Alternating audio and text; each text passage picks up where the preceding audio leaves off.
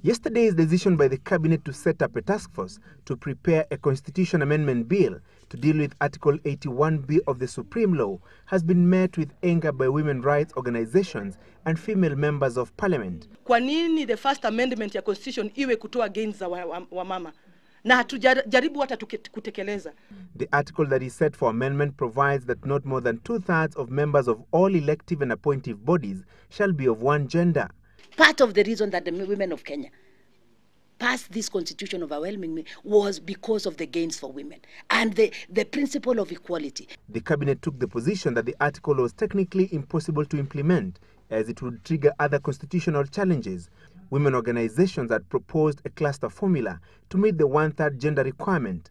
In the formula, the 290 constituencies would be divided into 4 to provide 73 constituencies that would be required to elect a woman. This formula has, however, been termed discriminative and a breach of the electorate's rights to elect a leader of their choice. When you are applying affirmative action, you are obviously going to be discriminating against somebody else.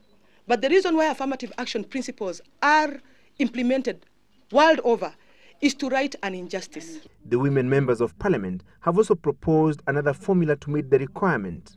We want the 18 new seats to go to the women through a political party list. That is what we are proposing. And the cabinet cannot just close their eyes, cannot close their ears, they cannot sleep on the work. They cannot tell us there is no solution to this problem. Gender Minister Dr. Naomi Shaban, who is also a member of the cabinet task force mandated to craft the amendment bill, concedes that the said 1/3 gender requirement was technically impossible to effect through democratic elections.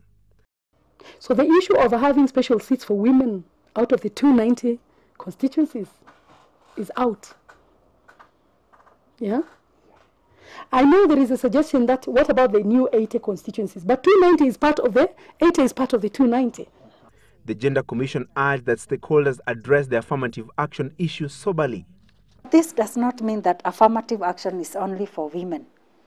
If men's positions were threatened, we would still do the same. Cabinet meets again tomorrow to deliberate on the pending constitutional bills.